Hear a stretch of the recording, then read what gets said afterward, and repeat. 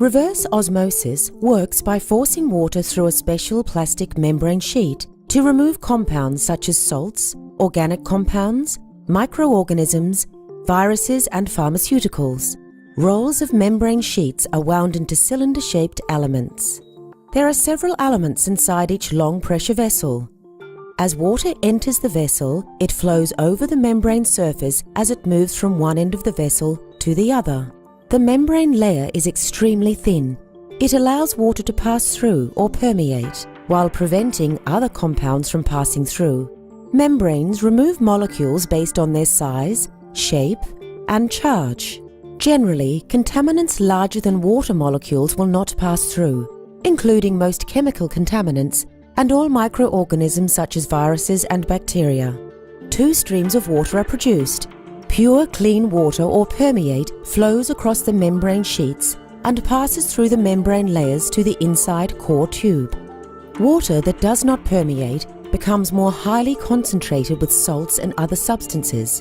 This water is called concentrate. The pure permeate water flows out the core tube and one end of the pressure vessel, and the concentrate water flows out another outlet. The concentrate water can then flow into other pressure vessels for the same process to happen again, so even more pure permeate water can be recovered.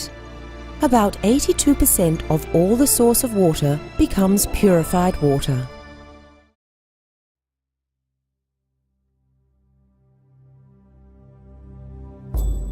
This is the high-purity reverse osmosis system.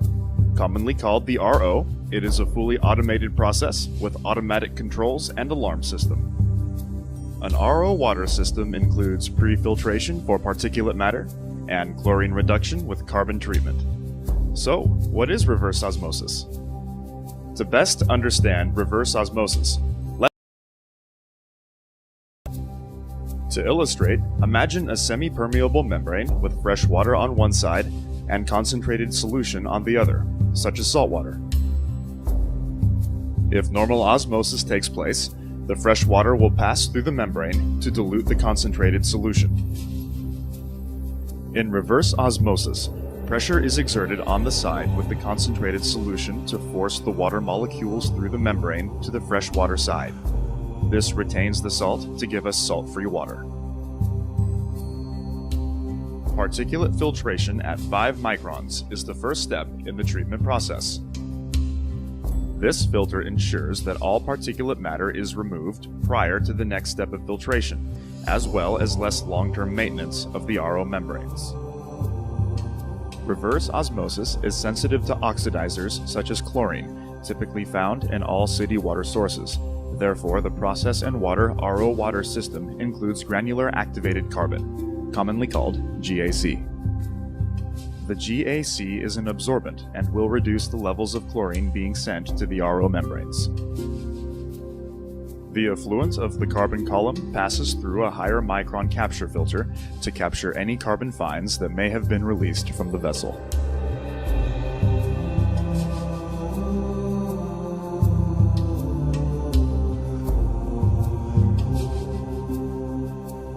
The influent water has been pre-treated and is now prepared to be processed through the reverse osmosis membrane. As the water passes through the RO membrane, there is a low pressure switch to protect the pump against low inlet flow or pressure. There are panel-mounted pressure gauges to monitor the pre-treatment and reverse osmosis inlet and outlet pressures. The neighboring control panel is used to monitor water quality and facilitate operational functions. There are 3 streams that exit the reverse osmosis process. The permeate water, which is the clean, filtered, or product water, passes through the permeate flow meter and is sent to the product water storage tank.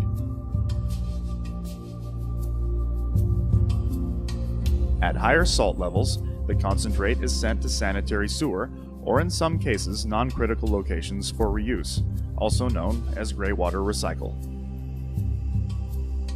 In higher water recovery applications, a small percentage of the concentrate water is sent back to the inlet of the RO membrane for recycle.